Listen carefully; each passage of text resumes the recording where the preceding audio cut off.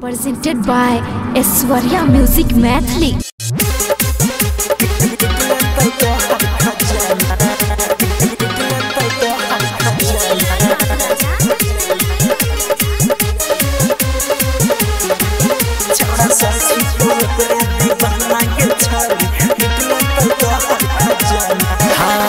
नाचैला छौरी साही से नाच बेरी बेरी हमरा ने करत जांच बुझै छी ना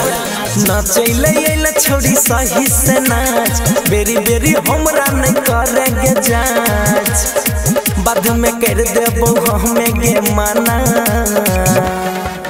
छोड़ा सब छिको कर दीवाना गे छौरी लुटले तो हर खजाना छोड़ा सब छिको कर दीवाना गे छौरी लुटले तो हर खजाना लुटले तो हर खजाना लुटले तो हर खजाना छोड़ा सब छिको कर दीवाना गे छौरी लुटले सब भेल छौरी तोरा रूप के दीवाना गे छियै टोला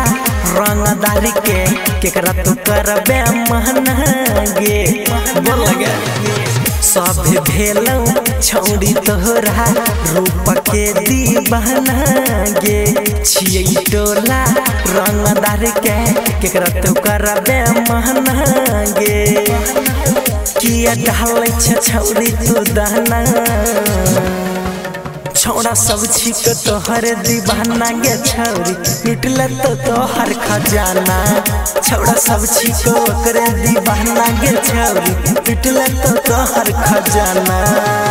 लुटले तो हर खजाना लुटले तो हर खजाना छोड़ा सब छिको करे दीवाना के छौरी लुटले तो हर खजाना हाय हाय राइटर रूपेश राघव गुलशन पड़ल छ तोरा फेरा में कहि छो मोनू माइकल छौरी सैट जैतौ तोरा में राइटर रूपेश राघव गुलशन पड़ल छ तोरा फेरा में कहि छो मोनू माइकल राहुल सैट जैतौ तोरा में आई नहीं चलत कोनो बहाना गे छोड़ा सब छिको ओकरे दीवाना गे छौरी लुटले तो हर खजाना छोड़ा सब छिको ओकरे दीवाना गे छौरी लुटले तो हर खजाना। Aishwarya digital recording studio Samastipur.